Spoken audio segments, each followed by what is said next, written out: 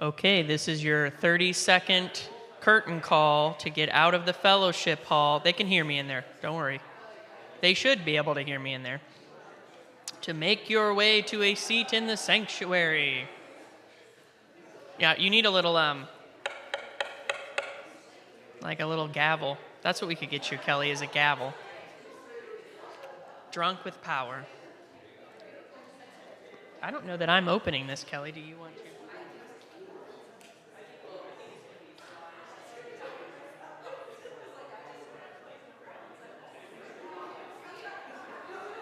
Oh, you found some. Good, Chrissy. Oh, yes.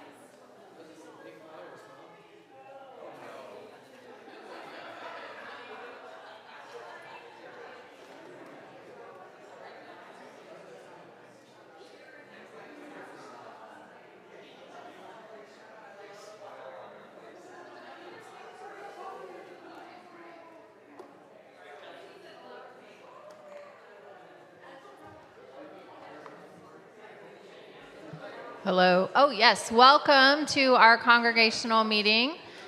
Welcome. You can go ahead and go to the next slide.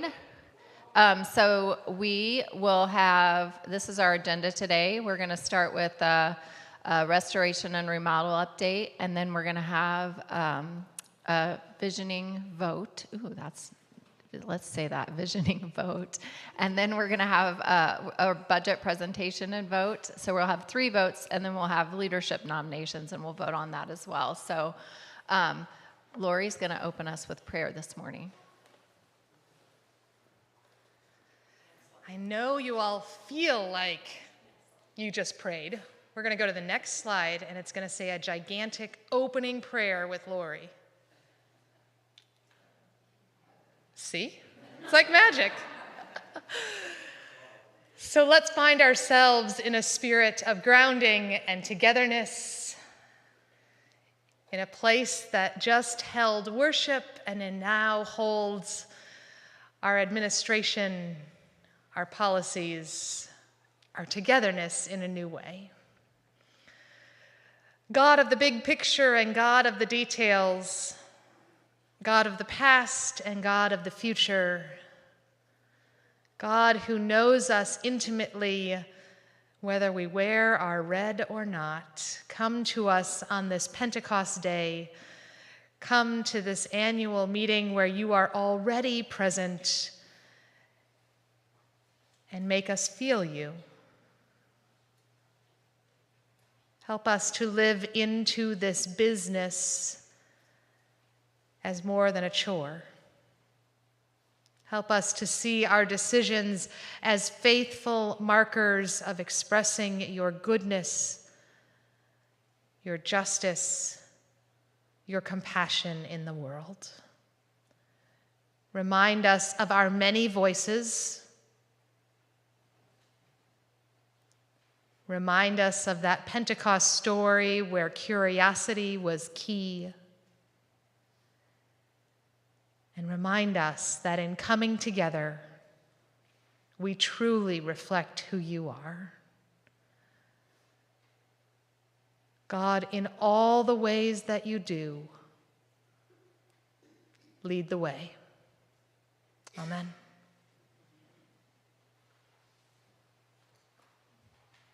Get ready to say, "Aww."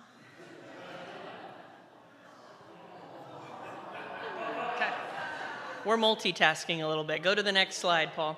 So, a couple things on the building and remodeling side. John Kraler is not able to be here, but that's okay because there's not really any new news. We are closing things out with our contractors, and all of the financial stuff's going to get cleaned up, but we'll get a more clear presentation for you later on. But I wanted to call some thank you to a particular group of individuals. Dory Keys, would you stand up, please, so people know who you are? And everyone clap for Dory. Thank you. Thank you, Dory. You may not know this, but Dory Keys and the Native Habitat team for the last year have been basically maintaining our grounds. Other than the people that come to weed eat and mow the lawn, We don't have anyone we pay to take care of the native habitat, the beds around the church, any of that. The native habitat team has taken it upon themselves to do that, and we are so grateful for it. They have put over 125 hours in this past year, and that is a low, like that's what we've kept track of, but there are many, many more hours, I'm sure, that didn't get tracked that have gone into it, and I did some math on that. The average going rate for basically what these folks do is about $75 an hour from anybody who does, landscaping work. So that's almost $10,000 that our native habitat team have donated in their time and energy to doing this work. And you can see in very small print all the things, just a few of the things that they have been doing: weeding and trimming trees and planting new trees and new plants and watering and picking up trash and debris and the benches that Kathy Belize did, maintaining the labyrinth, all of these things. It may be hard to see, like, is this really what being the church is? It in fact is, because when you come to St. Peter's, you want it to be welcoming. If there's trash everywhere all over the place, you think we don't take care of it, and then we don't take care of our people. But that's a reflection of how we take care of each other, is also how we maintain and take care of our grounds. It's also part of our stewardship of God's creation. And so these are not only just logistical gifts and financial gifts, they are also spiritual gifts. And so we're very thankful for this team that does that. If you want to help that team, they are always willing and ready to receive your help. You can talk to Dory about how you can help and what they need. You can pop in for 30 minutes or an hour, or you can commit to a lot more of that per week. So thank you. Next slide for us, Paul. And then I just gave you the building and remodeling update, which is there's no new news. We're very close to being done. There's just a few things that have to get figured out. And John would be remiss if I didn't say that we have gotten another big chunk of insurance money given to us, which is fantastic, and we appreciate that. He is busy taking all of those notes from the adjuster for what that money was for and untangling them all. And in the next couple of months, John and some others will be able to put together a snapshot, if you will, an explanation, if you will, of all of the financial matters that have transpired during our fire journey, because it's good for us to let you all know how we've stewarded the resources that we've had. But that's going to take some time to put together, but it'll be good for you to come back in the fall or later to kind of hear what that financial cleaning up has happened. So that's it. That's all I have on that side. Next slide, please, Paul. All right, Miss Kelly.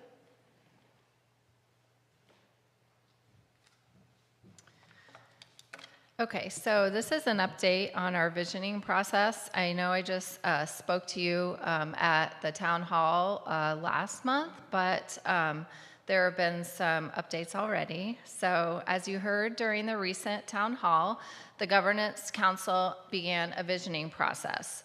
Since our return to the building earlier this year, we've been holding additional monthly meetings to support this work. Since I last spoke to you at the town hall, we've had the opportunity to meet with a consultant candidate who has helped us discern that right now we are searching for a theological center of gravity rather than a missional identity. So today, we believe we are in a period of discernment and exploration, with our primary goal being to better understand and define who we are as the congregation of St. Peter's, and to be able to clearly express to one another and to the wider world where we feel called to go and why. We do believe that this sense of self may help to inform our missional identity in the future, and one flows from the other. The Governance Council believes that for us, visioning is about engaging in deep spiritual and communal work to understand ourselves, both theologically and structurally. It invites us to ask questions like those asked by Lori in our intergenerational moment this morning, and questions like, what do we believe and why? What do we stand for as a faith community? Who is at the center of our faith, and how do we live that out together? What does it mean and why? How do we make decisions, care for one another, and embody our congregational values in meaningful ways?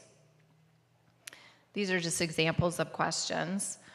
But this visioning process would invite each of us to reflect together on our individual faiths, and we would also explore our shared theology and collective purpose as a Christian congregation. So, these are not quick or easy questions.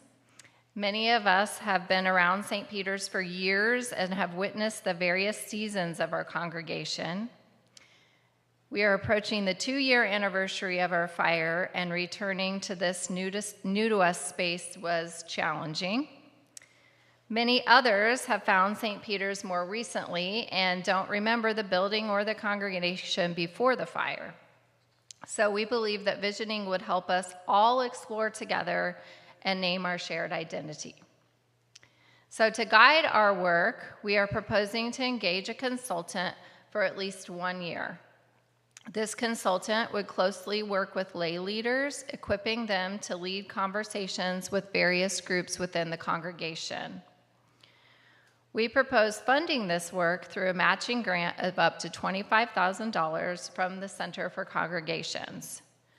We already have $15,000 in board-designated funds, and we would aim to raise the remaining $10,000 through congregational support. It's important to be clear, the outcome of this process is not predetermined. It may not include changes to how we use our building. The result may not involve naming a mission-centered building use like the preschool. And the focus right now would not be on external changes, but on naming our identity so that, much like our new surroundings, we start with a strong and shared foundation. Our hope is that by doing this intentional inward work now, we will emerge with a clearer, more united understanding of who we are and why it matters. We would plan to apply for the grant by July or August, mid-July or mid-August, with the goal of hiring a consultant sometime in December to start the work. I'm sorry, September. What did I say? Yeah, I said, September, sorry. So this morning, since this is a process that will involve each of you, we would like your approval through a congregational vote today. And so the process is, you can go to the next slide. The process is that I would make the motion, and then hopefully I would have a second, and then we could move into discussion and questions, and then finally we would vote. This will be by, all of our votes today will be by voice vote, and those online will actually have to type into the chat yes or no when we are voting. So I'll go ahead and make the motion, and then if I could have a second.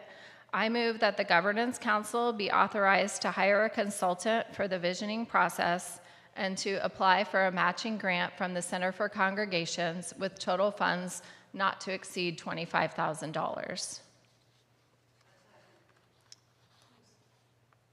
I can't. Okay. Heather, you got that? Heather's graciously taking minutes for us this morning. Okay. Now, discussion. Are there any questions or anything anyone would like to discuss? Yes, Juge. So, is the grant a given? I mean, if we apply, will we get the grant? From my understanding, Yes. It's likely that we will get the grant, very likely. And we would not plan to move forward if we did not get the grant at this time. So it's with the provision that the grant is part of the Yeah, the Center for Congregations, they cannot say you absolutely will get the grant, but they will work with you until you get the grant. They're funded, I mean, they really will. They are funded by the Lilly Endowment. The Lilly Endowment absolutely loves congregations, and they want to do everything to support them. They will offer a matching grant like this every year for a congregation if they apply. You just have to work with them. Okay? The other part of that is that we have interviewed multiple consultants, and we kind of know who we would like to hire, but that process doesn't come until after we apply for the grant, so we're not allowed to name that person or hire that person until after we receive the grant.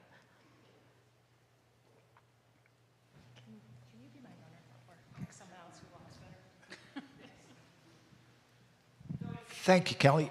Could you maybe take a little bit more detail about what we hope to accomplish by hiring these consultants to come in and do whatever they're going to do? And what do you anticipate being the metrics of this consulting group that we would have, and what do you maybe hope to see from that? Thank you.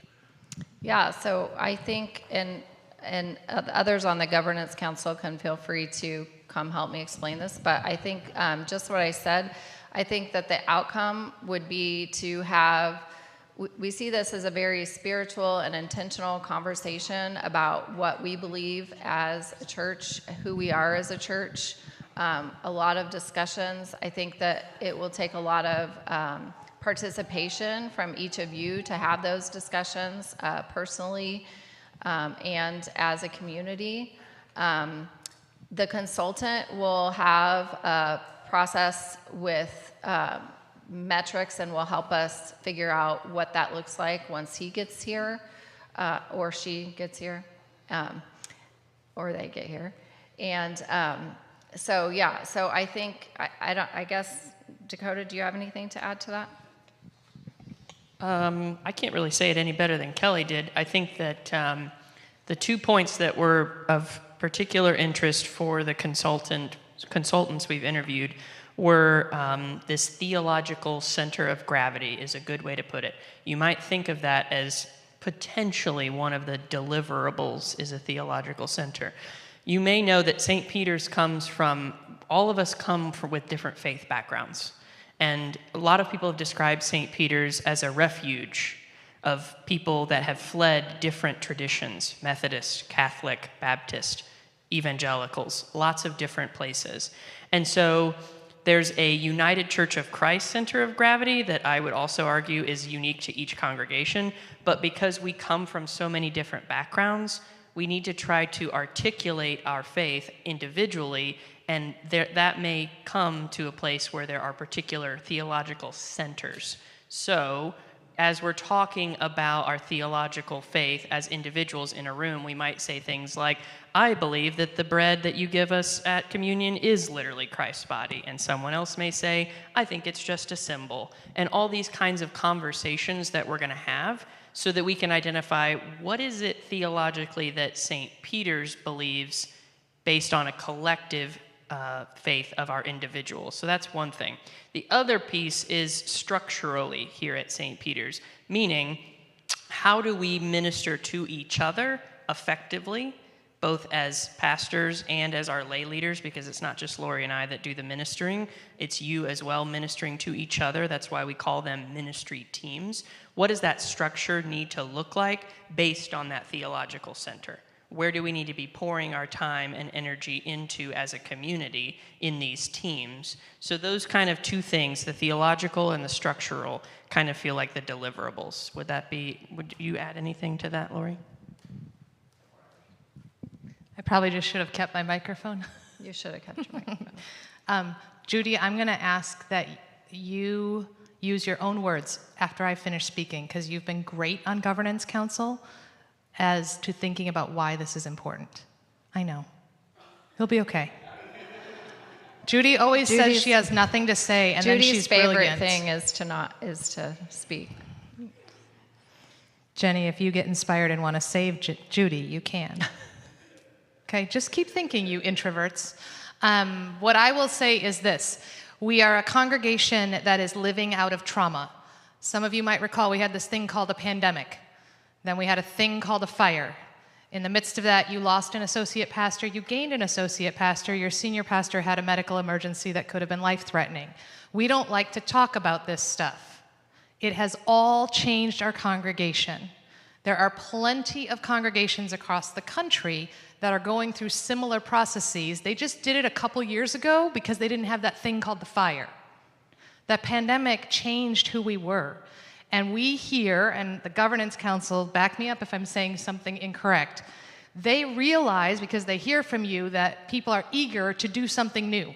They want to get moving. We want to either get back to something or get ahead to something. And the Governance Council will tell you they're trying, and there are so many pieces of the puzzle that we need help to do that. At the same time, we recognize that there is consultant fatigue in this world and in this congregation. Some of you are like, but we just did this with Wabash. Yes, we had people come in from Wabash. They were students.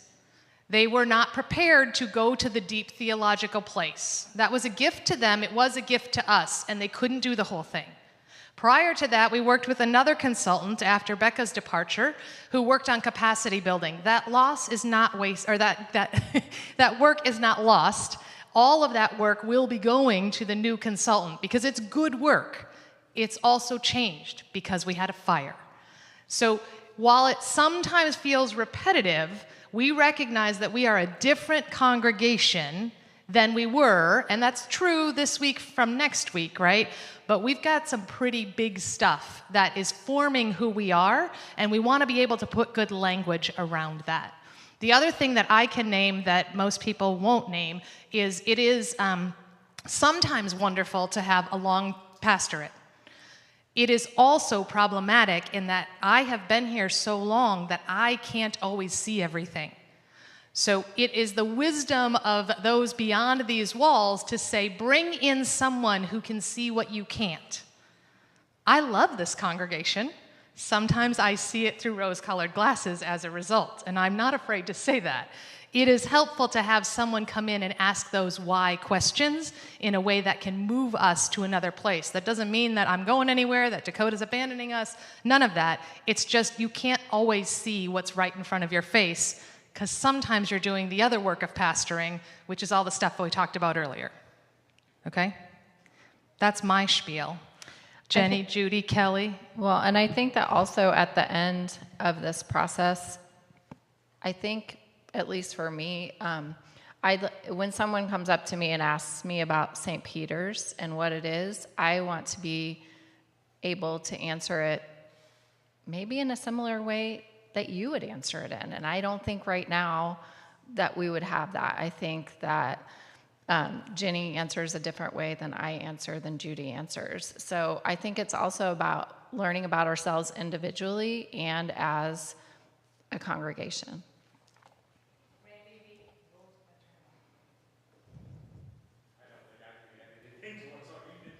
Okay, so Randy's our vice president. I just wanted to give you an option. I'll be honest and say Mark Wallace is the one who is probably most articulate about this on Governance Council, and he is currently in Washington, D.C. With the Alzheimer's advocacy work that he does for his profession. So he sends his greetings. If you want a deeper conversation with Mark, I encourage it because he has a really good voice for this as well. Heather also, as the incoming treasurer, has been involved in these conversations with us the past few months. I have a concern. Part of the reason why I like this church is because I came from the Catholic Church where they told us exactly what you were supposed to, theologically, what you were supposed to believe. And this is what this church stands for, blah, blah, blah. And especially even just with my faith, it's changed so much. So one day I feel like I'm an atheist. Next day I'm, totally opposite. I guess I'm just a little concerned if we're hiring someone to say what our theology is. Like, what if you don't fit into that? Then where do we stand? So everybody's going to write on their piece of paper a word called pluralism. It's plural plus ism at the end. So what we're trying to, I think, accomplish is not a unified thing that everybody has to believe. That's never been St. Peter's mode. There's not going to be this creed that you're going to have to know and recite and be able to repeat out in the world and say, we stand for this. And you have to believe it. That is not the goal. The goal is to say, let's take our mission statement, for instance. Welcoming community. We welcome all. We share God's love with the world. We find the Spirit in life. We accept that as our mission. But what does that mean? How will I know when I've found the Spirit in life? How will I know if I've welcomed all? How will I know if I've shared God? What are the tangible ways that we identify that sort of abstract mission? How do we live it out? And what one of the consultants we interviewed said was that word is discipleship for him. It might not be for you, but what does discipleship mean for you? When you mean, I am a member of St. Peter's, or I attend St. Peter's, or I resonate with the things St. Peter's preaches, what does that mean for your life outside of the walls? How do you live it out? Everyone's going to have a different understanding of that. But if it's not tied back to that mission, at least, even if you have a different interpretation of faith, like I do believe in Christ or I don't believe in Christ, you have some connection, a center of gravity that you know in your heart, that's St. Peter's. Another way to describe it is like a Supreme Court justice that said, I don't know what it is, but I know it when I see it. Right? How will you know when you've seen St. Peter's in the community? You'll know it this way. You'll know it because of this, and it'll be like an instinct. But we have to kind of flesh that out. Does that, I'm going to ramble more, but does that kind of get to that? And the pluralism piece is, religious pluralism just means everybody can have their own individual faiths. No one's made to conform, but that pluralism just means there's multiple faiths at play, but we're all centered around something that's drawing us in. Did you have a question, Tom, or a point? Thanks, Dakota. I think back to my beloved church in Huntsville, Alabama. It was quite the blue spot.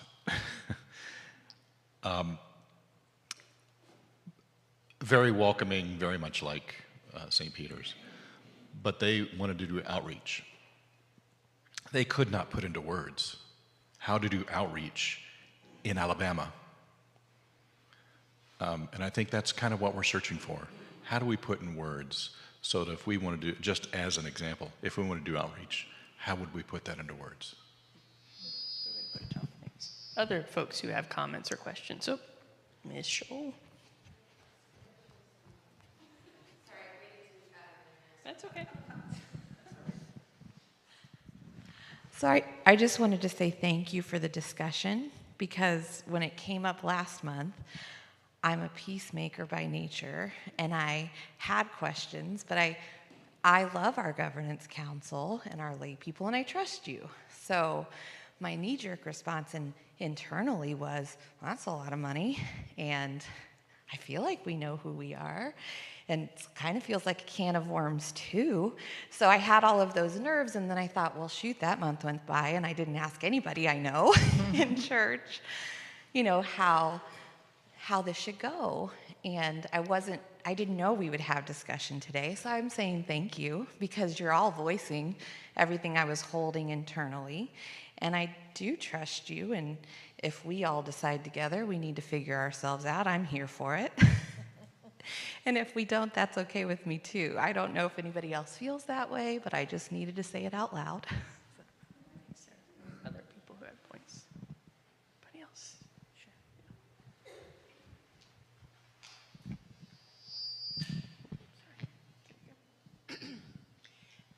I'm just curious as to what are the qualifications, excuse me, of the kind of consultant you're looking for?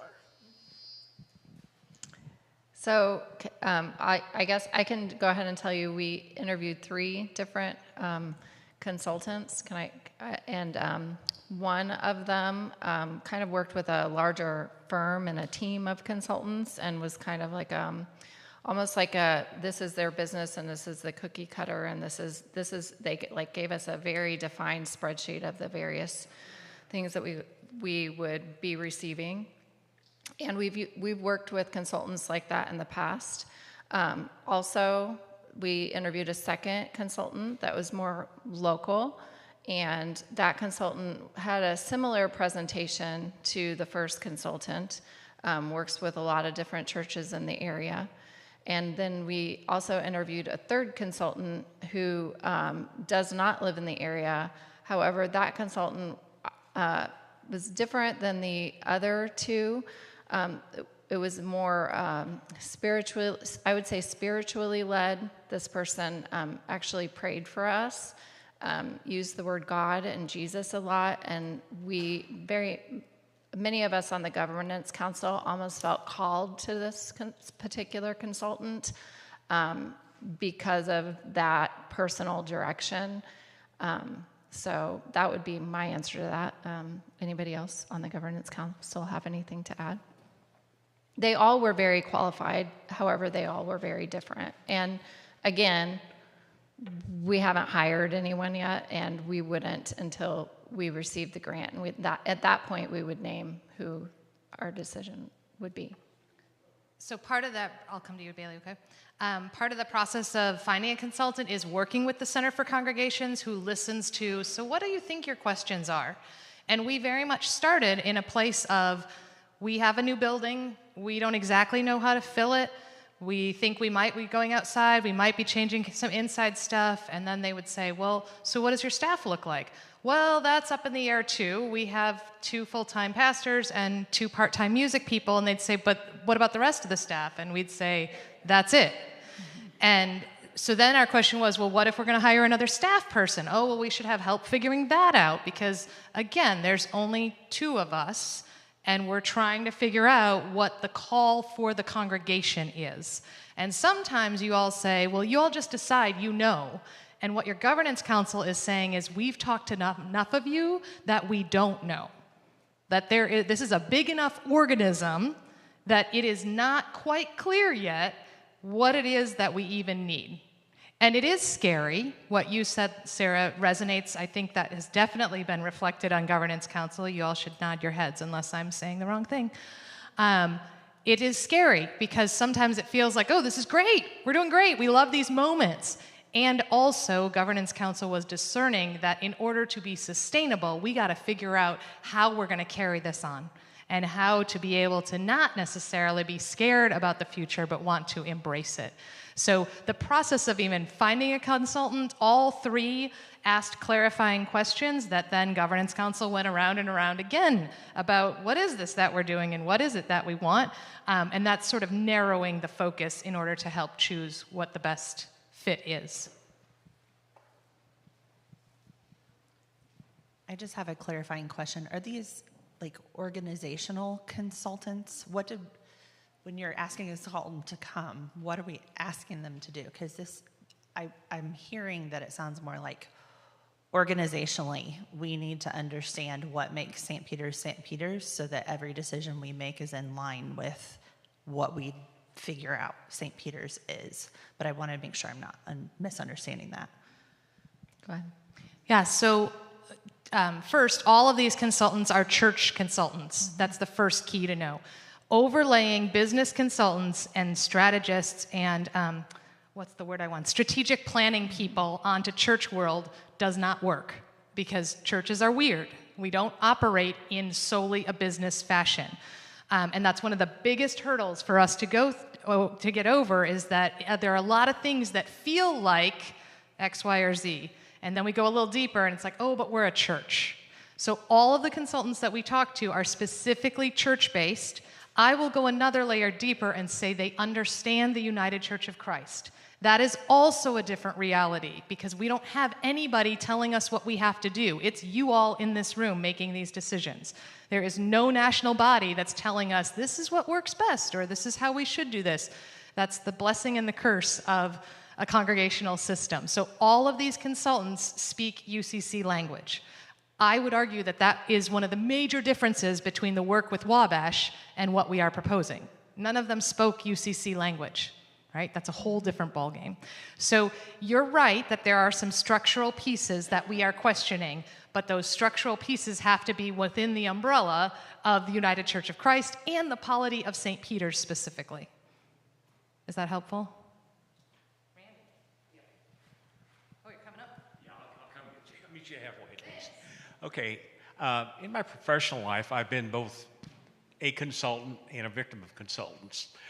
So, this has to be right there. Right there. Okay, I just don't want to boom out. But one of the most important parts of the consultancy process will be listening to you. They will have at least 1 or 2 or multiple listening sessions with the group so that you have a chance to provide your input. This is not going to be something that, oh, it's just a magical pot that opens up and they tell us what to do, but they will be asking us, what are we? Who are we? What do we think? How do we feel? And that's a major part of the process, is to be able to do that. Oh, sorry. Okay, that's it. Yeah, that's a good point. That's a good point, Randy. Thank you.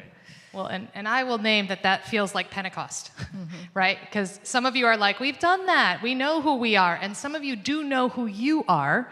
And it is important for you to name that for those who haven't heard it.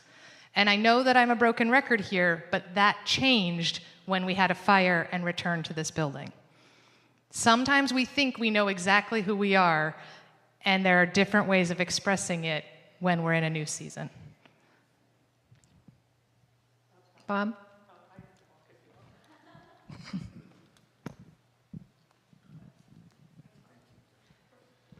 I just had a question as to how long the process will take and what would happen if at the end of the process we don't have the solution that we're looking for. That's a good question.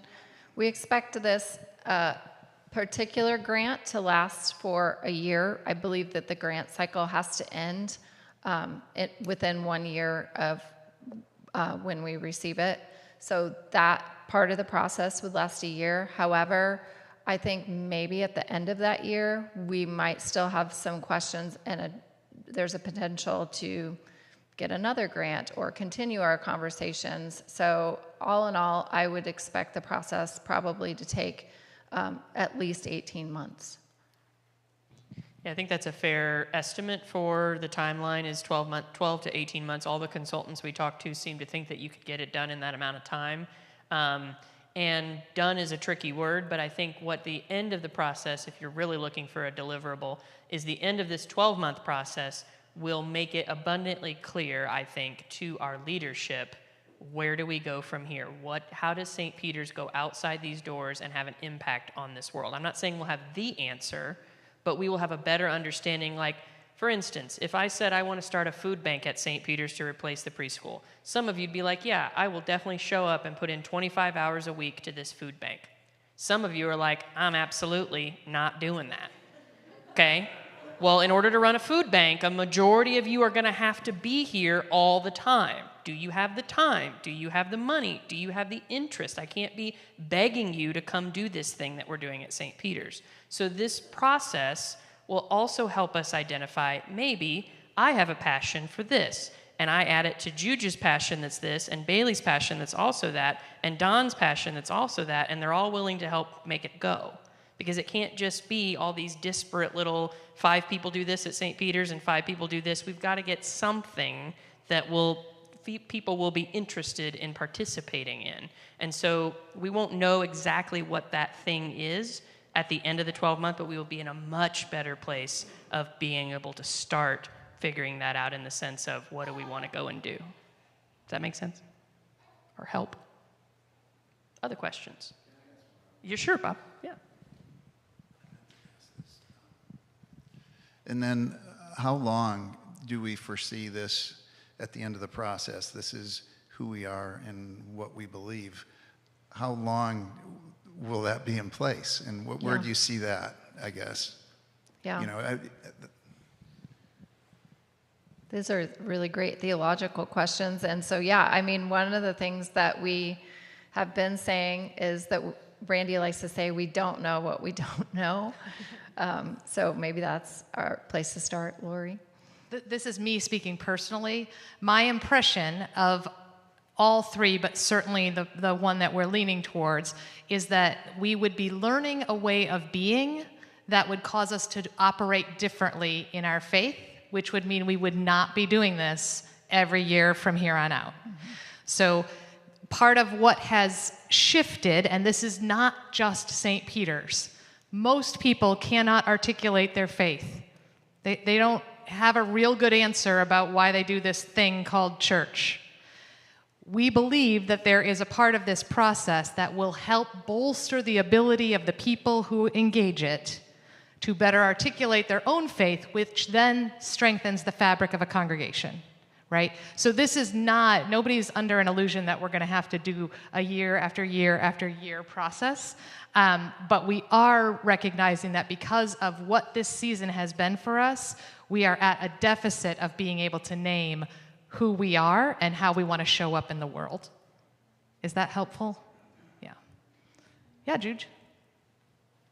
You want me just to repeat? No, you can, I just, I think for me as I'm sitting here listening to everything, part of it is very scary because, as Chrissy kind of pointed out, there's that fear that there could be an exclusivity or that one of us grabs hold of something that we don't necessarily agree with or believe internally. And that's scary. So, this entire conversation is a little scary because you look around the room, and when I think of what this place means to me, it's the people. And so I think, for me, it's taking a leap of faith that, yes, it's scary, but I'm here with a group of people in whom I have faith.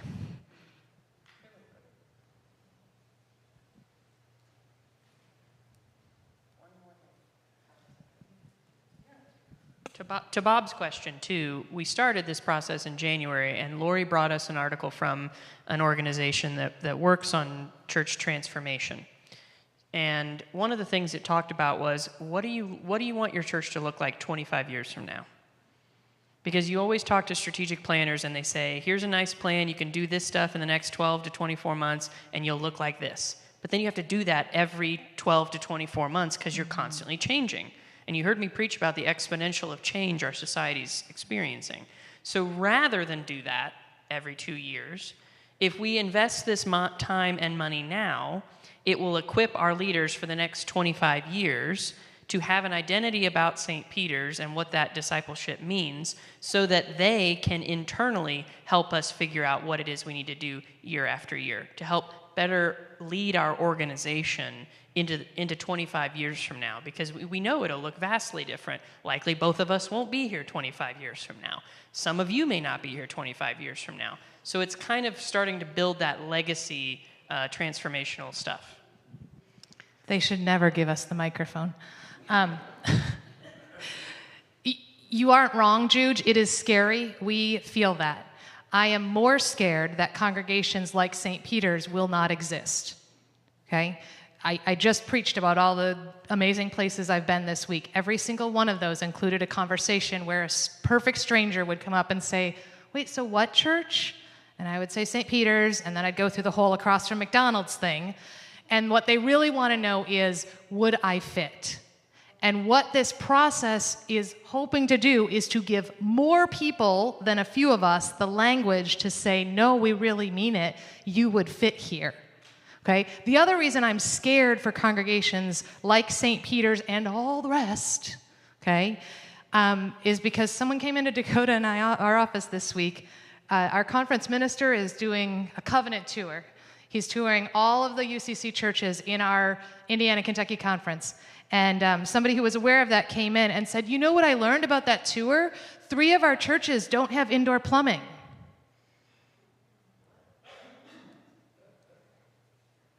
Okay, folks, I'm just going to put it out there. If our churches don't have indoor plumbing, they're not surviving very long from now. I'm not afraid to say that. Churches like ours, with people who understand faith in language that is beyond the typical language, need to find a way to talk about it because people are not banging down the doors for that. They're desperate for it, but they do not believe it exists. Cheryl has a thought or a question, and I got to stop preaching. And while Pass that way. the microphone's being passed, I'll also say that, yes, it's scary, but honestly, I think it's also going to be really fun and I'll say that again, I think it's also going to be really fun to get to know each other in a new way and engage with each other like this. I think we're just going to have a little bit of fun with our conversations. So that's the part that I'm excited about. And that's why it's true. I really do think it's going to be fun. I don't really like to talk, so this is... But I was just thinking, I've been here for 17 years now, almost 18, which is really frightening. And so I've been through, and a lot of people here have been here long and longer, and we've been through this process and similar things, and we're still here. And I believe we're going to be here 20 years from now, and we're going to be going through this again. And so I think that I probably lost my train of thought now, but I think that I don't think we should be scared, I guess, of going through this. I think it's going to help us. It's going to make us better. It's going to make us think. It's going to, help us develop and grow. And I just, I don't know. I mean, I know it's always scary to spend the money, but I just think it's worth considering. And I don't know. I feel like we're always going to wonder if it's the right thing to do, but I think it's, in my opinion, I do think it's the right thing to do. Thank you, Cheryl. Okay, so Jude says let's vote. We do have 2 other votes, and we'll actually have discussion for those votes as well. So I'll just read it again. I move that the Governance Council be authorized to hire a consultant for the visioning process and to apply for a matching grant from the Center for Congregations with total funds not to exceed $25,000. And if you're online, when you vote, you'll have to type in yes or no. So all those in favor say aye. Aye. All those opposed? Okay, the motion carries. Thank you. All right, next slide. Yay, thank you for the great discussion as well.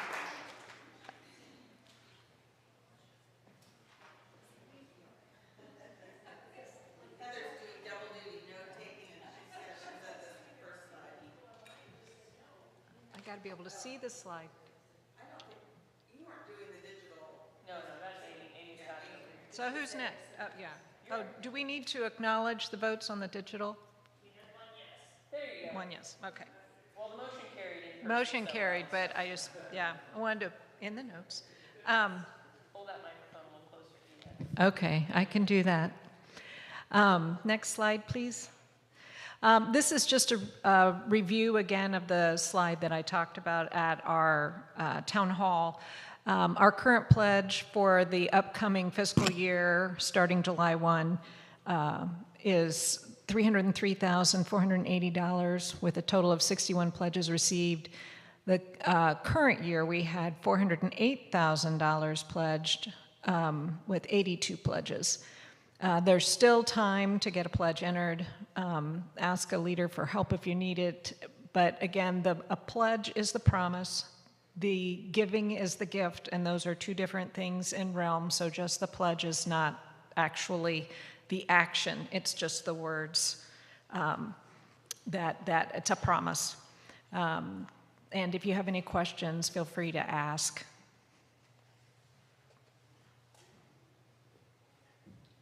Thank you, Heather. I'm Jenny Terry. I'm serving as treasurer. Let's go to the next slide. This is going to be kind of an Oreo sandwich. So Heather gave you a little bit of information about the generosity campaign. I want to give you a little information about where we are right now in terms of the church's fiscal year, and then I'm going to be presenting the budget, and we'll talk some more.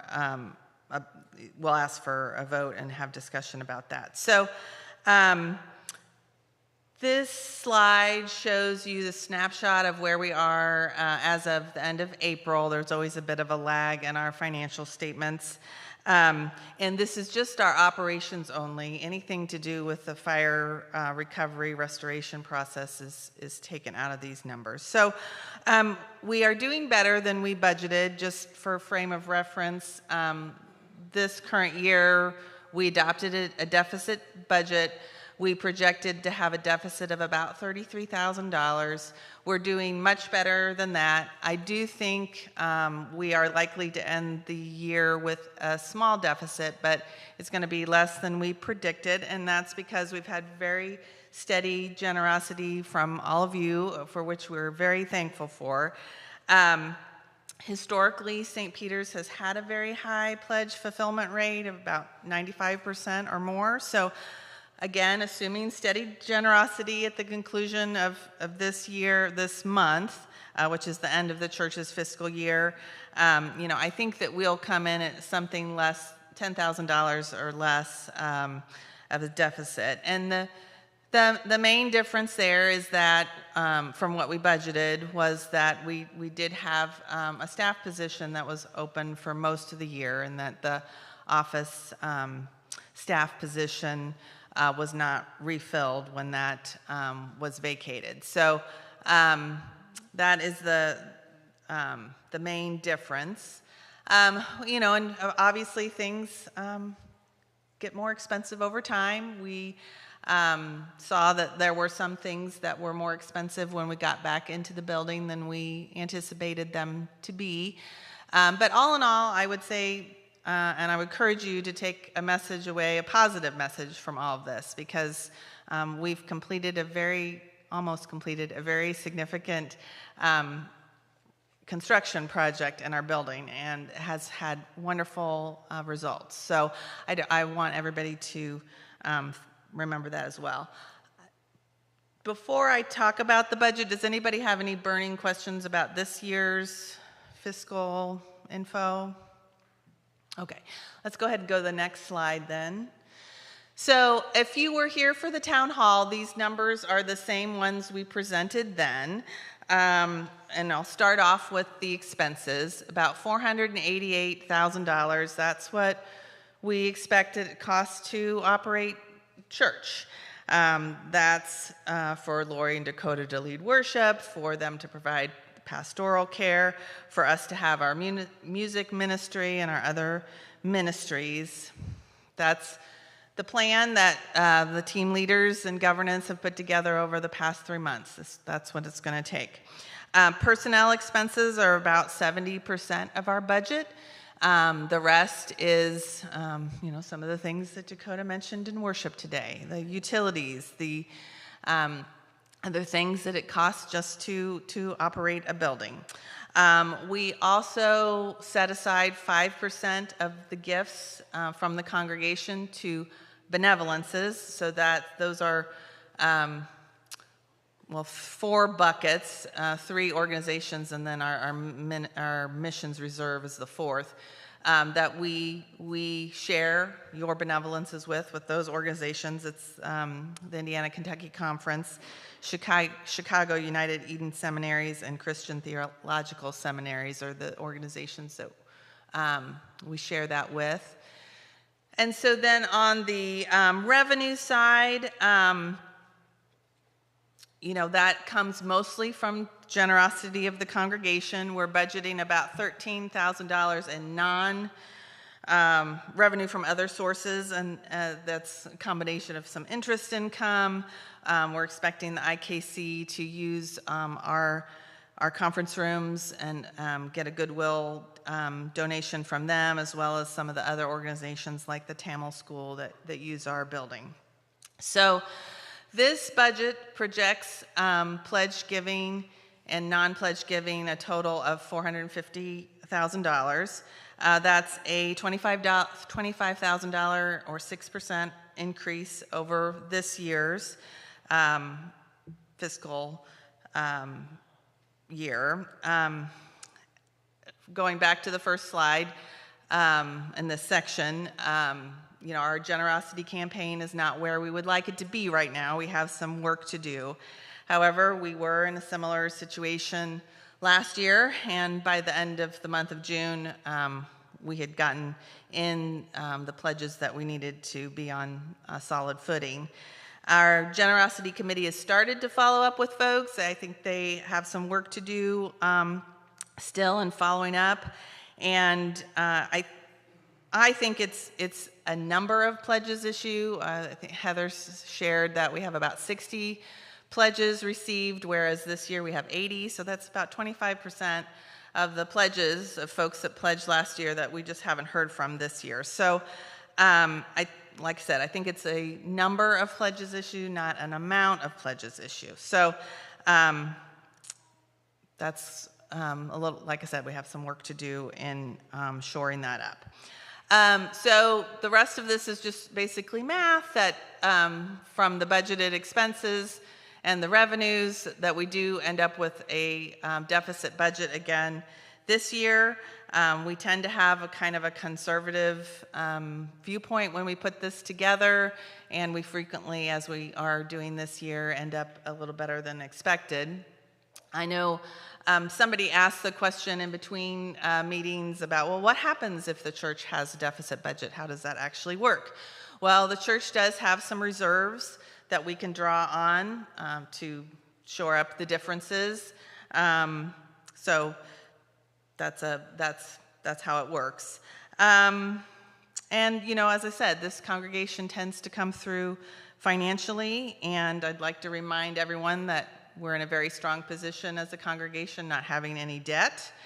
And so I'm happy to have some more take questions, discussion about this, but I think what might work best functionally is I would entertain a motion to approve the 25-26 budget as presented, and if there is a second, we can open it up to have some discussion. Sarah. All right, Sarah Scholl, thank you. And a second? Barb, thank you. All right, is there any discussion? Yes, we have discussion. Who has the mic? Cheryl, thank you. Keep your hands raised.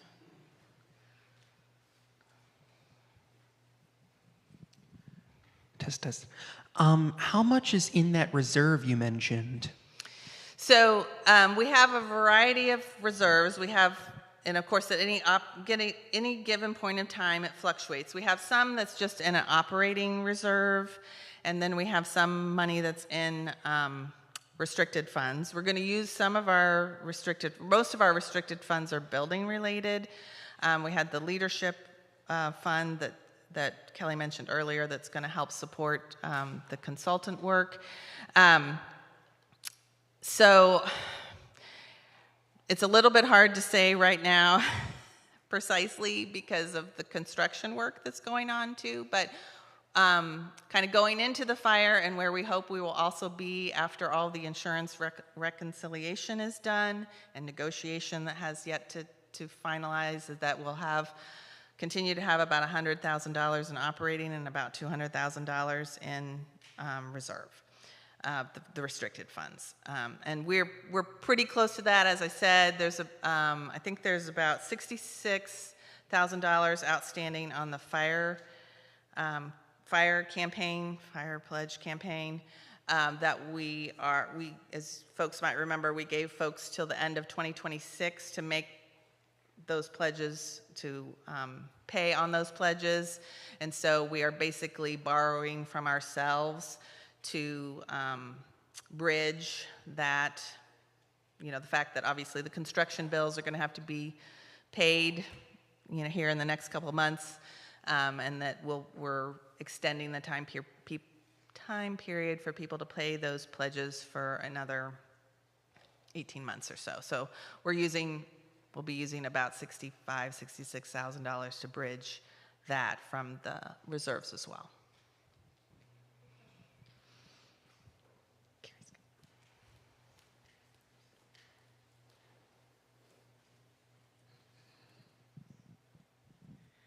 Mine is not so much a question, it's more of a PSA. So I have been coming here for a while, and we make our pledge every year. And this week I got contacted by someone on Generosity to ask about, we haven't seen your pledge come in, which was fine, but I'm like, I did. So I just feel the need to say, I just now figured out what I did wrong.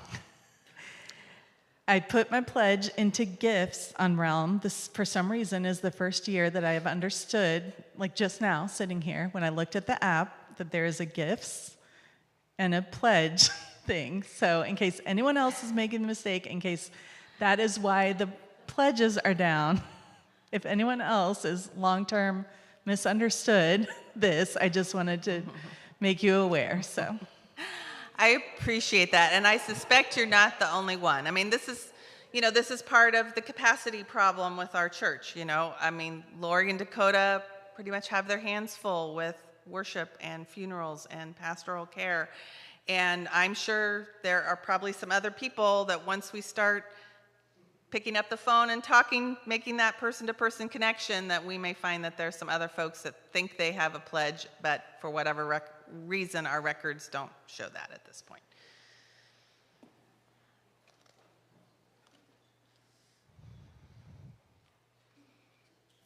All right. Are we ready to vote? Call for a vote. Okay. So all in favor of approving the 2025 budget at 25-26 budget as presented?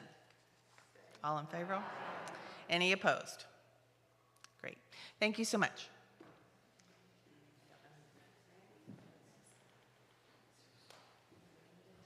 Could you go to the next slide, please? Okay, so yes, so Randy, I'll ask Randy to come up here, and then could you also go to the next slide?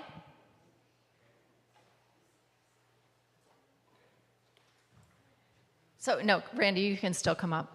Yeah, you stand right here. Okay, so I actually, this is my very favorite part of the meeting. So I usurped this from Randy because it's such a favorite part of the meeting. That's actually the truth. And so we would like to recognize our exiting leadership and thank several individuals whose leadership has changed and sustained our community through this extraordinary season. And I actually am going to go ahead and read all of these names. And when I say your name, if you would come up here and stay up here, that would be really great, even though I know you won't want to.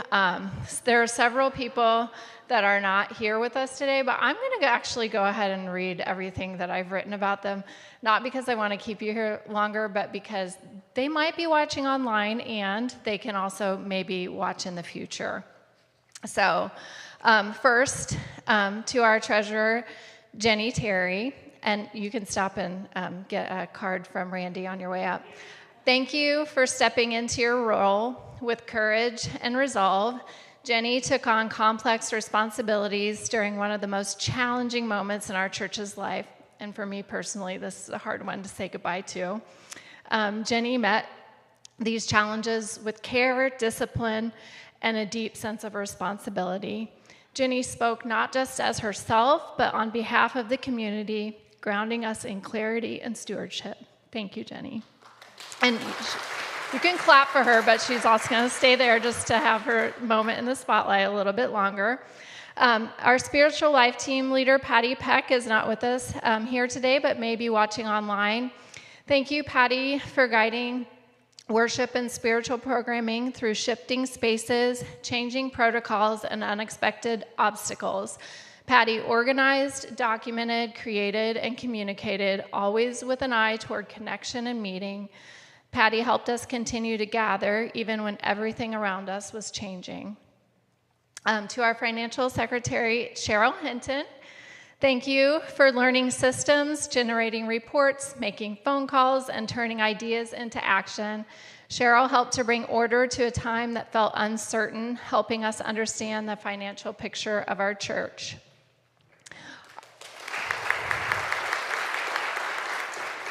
Our technology leader, Bill McClellan, is not here today. Bill was willing to step into a role that keeps evolving.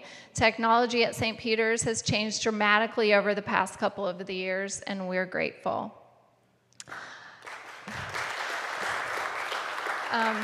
To our elected pastor support team members, Jill Lowry and Becky Kiesling. I think Becky might be here, yep. Thank you for your quiet and essential service. This role isn't public, but it's vital. Jill and Becky walked alongside of our pastors in a time of ongoing transition and uncertainty, offering them perspective and care.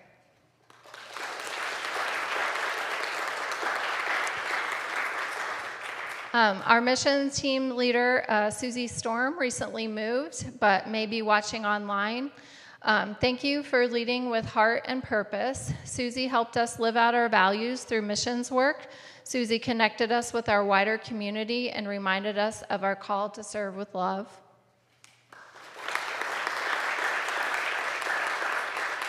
And to John Kraler, our outgoing building and grounds team leader, who I am assured is not disappearing, even though he's not here today. This thank you is truly the most inadequate one that could ever be given. So I'm kind of glad he's not here in person to receive it.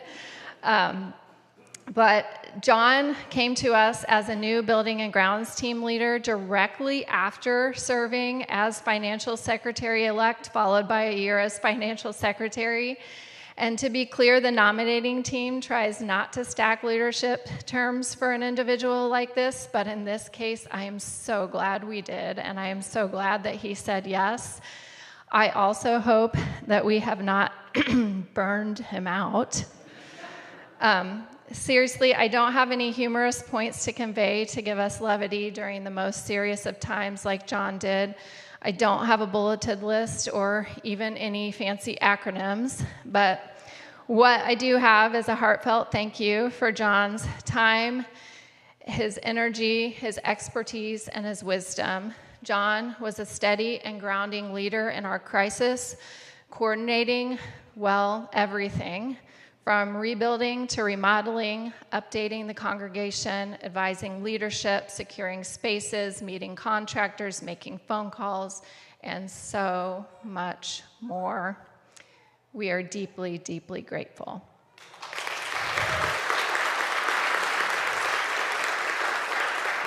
So to each of you, your leadership has helped carry this church through a remarkable chapter in our story. And now, as we reach the end of your official terms, we offer these simple tokens of our gratitude, thank you cards that hardly seem like enough for all you've given. Thank you.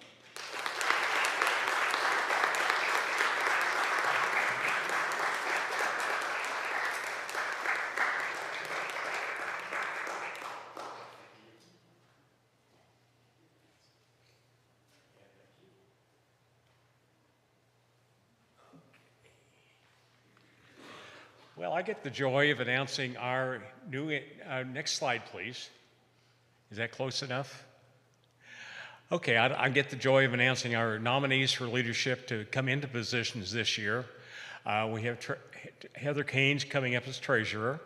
Sarah Pinkwhite has agreed to be the treasurer-elect. Don Hoovermail is proposed. Yeah, okay, I'm sorry. Come on, Don. Yeah.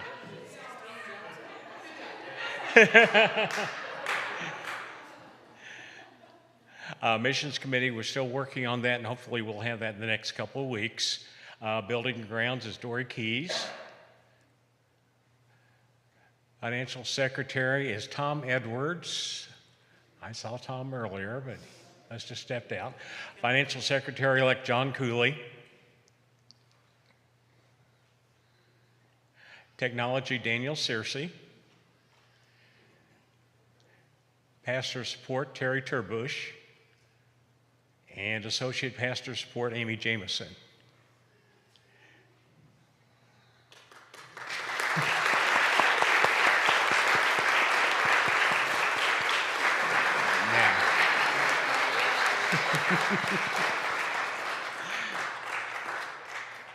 Now I'd like to make the motion to approve this slate of candidates as presented. Do I have a second? Don Beavenauer seconded. Any discussion? Thank you. Anybody? Any discussion? I want to make sure anyone's heard that wants to be heard. Nope. And so with that, I'll accept a vote. All in favor say aye, please. Aye. All those opposed say nay.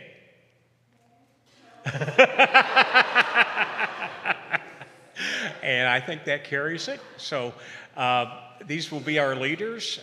Please, if you have a team you'd like to be on, we have several people that volunteered to be on teams already, but we'll be very happy to have additional members to join the teams as you would like to join up, and they will be asking you in times to join up, please. So please don't hesitate to volunteer.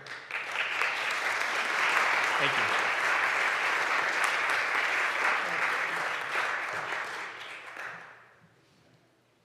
All right, next slide, please, Paul. Any questions for the good of the community? Seeing none. Oh, Becky, yes. Just shout it and I'll repeat it. I'd just like for us to acknowledge our appreciation for outgoing president. Not outgoing until next year, but nice try for kicking her out. Outgoing in the sense that she's just so bubbly and has a wonderful personality is what you meant, outgoing. Yes, next year. Thanks for serving for one more year, Kelly.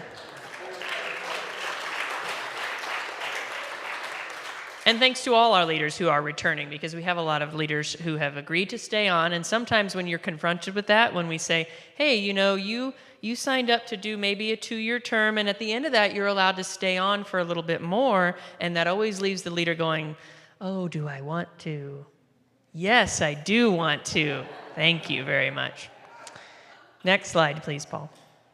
Okay, you all have been incredibly patient. We give you, truly, I'm so glad that you all stuck around. There's not very many people who would be willing to give up some of their Sunday for this kind of work. But as Lori said in her sermon, as menial as this sometimes feels, this is being the church. This is the work of the church. It's having these discussions. It's listening to these discussions. Maybe sometimes it's enduring these discussions. But we do this thing called faith together for a reason, is because we all have different gifts to bring to it. And you've just seen just a little bit of the gifts that have been on display as our leaders have shown.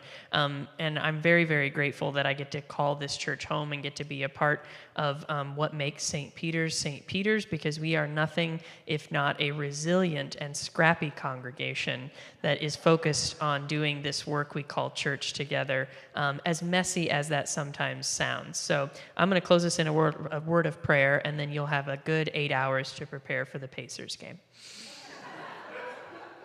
Let us pray. Gracious and bountiful God, we give you thanks for this Pentecost day. We give you thanks for the ways in which we understand each other's languages, how we ask questions to help clarify that, how we help ask questions of ourselves to say, what gifts do I bring to bear on this community called St. Peter's?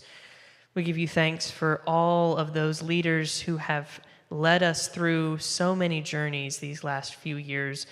We give you thanks for the ones who will continue to lead and the ones who have said yes to beginning leadership again.